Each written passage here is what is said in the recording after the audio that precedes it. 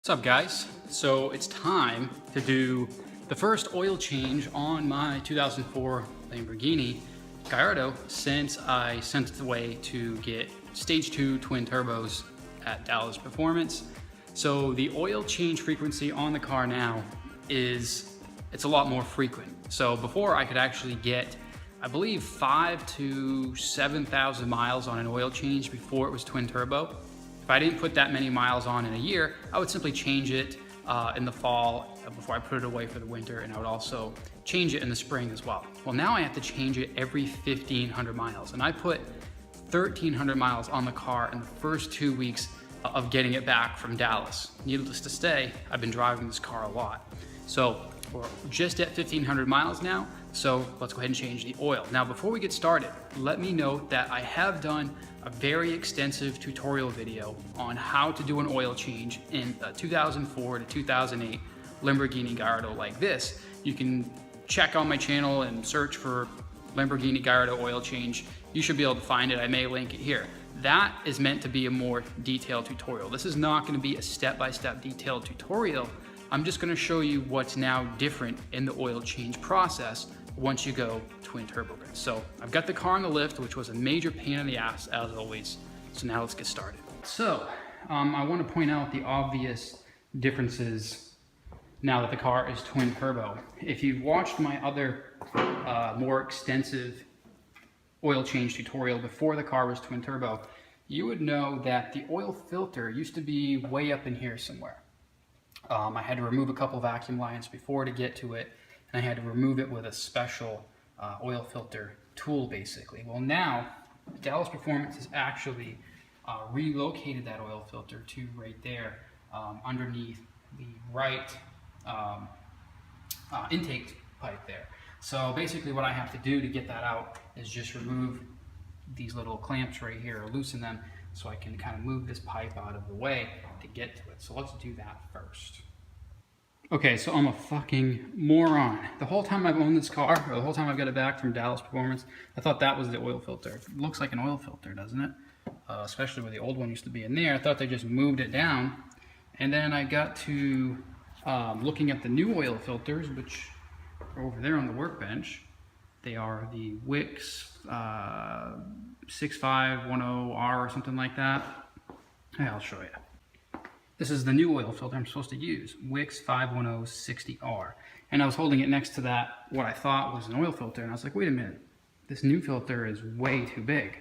So I texted Taylor at Dallas Performance, and he said, no, that's not the oil filter, that's the water pump for the intercooler. And I was like, oh man, I feel like an idiot. So we said the oil filter is above the rear control arm on the suspension. So I don't know where it is. I'm assuming, I can't see it from here. I'm assuming that it's easy to get to from under the car. So before, I would have to remove the oil filter up here before I jacked up the car. So apparently now I should be able to get to it from underneath. So let's jack it up and see what it looks like. So I just removed the dipstick there because this is technically where you fill the car with oil. So just remove that so that the oil will drain better from the oil container.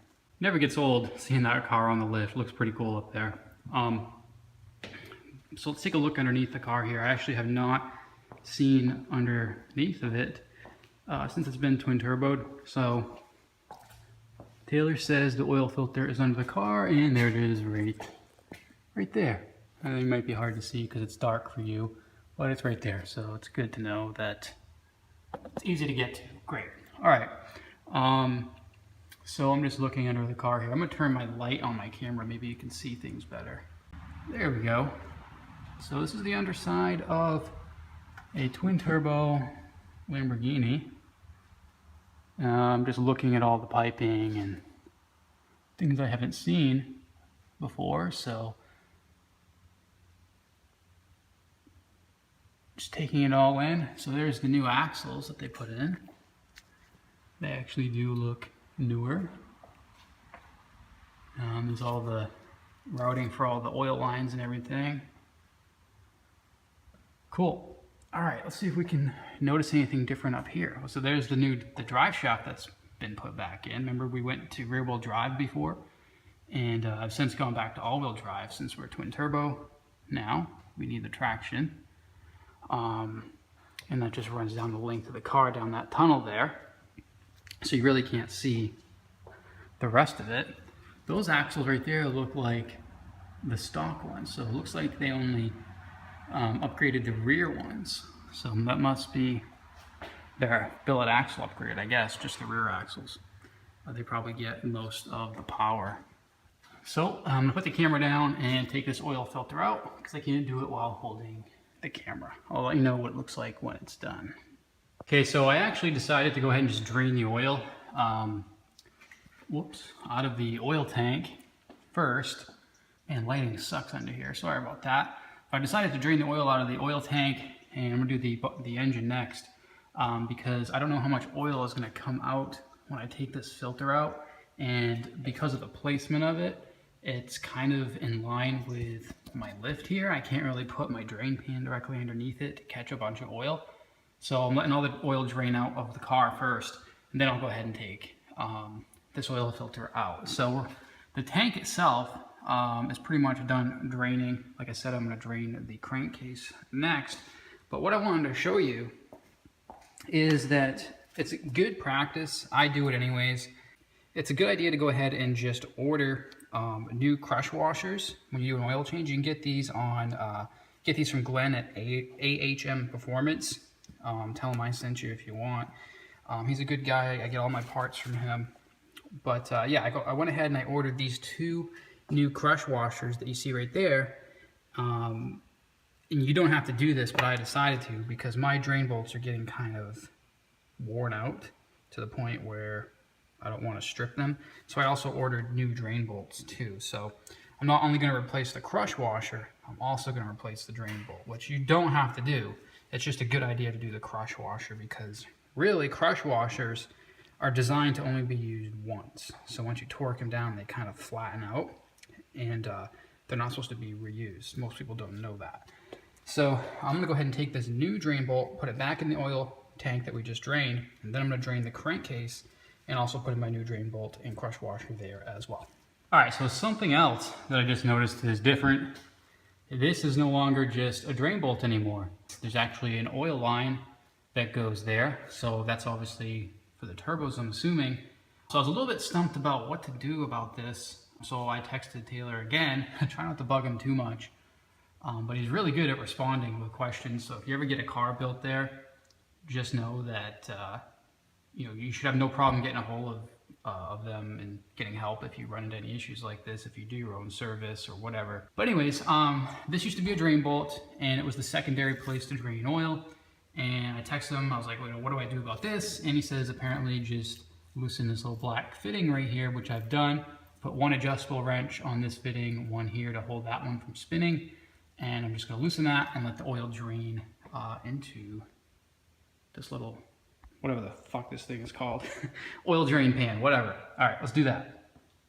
Okay guys, well I messed up, spilled a bunch of oil on the floor. I hate when that happens, but this was a little bit tricky to do. Well, it's pretty simple taking the fitting off, but I wasn't sure, where to put the drain pan. So I had it like directly under the fitting there, but when it comes out, there's so much pressure that it basically comes out at an angle. So it basically overshot my drain pan all over the floor and all over me as well. So I'm gonna let this finish draining, but that's what it looks like once you disconnect it. That little fitting right there, there's a little bit of oil that comes out of that, but a lot comes out of the drain pan right there. I would say probably 60 to 75% of the oil I've drained out of this car has come out of this fitting right here. So there's a lot that comes out. So I'm gonna let that drain, clean up my floor, put that fitting back on, and then we'll tackle the oil filter. All right, so this has been more of a pain in the ass than I planned. Mainly because it is my first time doing an oil change with the car being set up this way. Like I said, it made a mess on the floor. But anyways, I put this fitting back on, then I found out that there was a crush washer inside there that actually fell into my oil drain pan. And so I had to take this back off, put that in there, and it was just a pain in the ass. So that's back together. Getting the filter off wasn't that bad. I put a little tinfoil turkey disposable turkey pan under there to catch the oil. Only downside is it gets oil all over the control arm, so I had to wipe that off. But we're good to go there. That's on there, hand tight. So we should be good to go.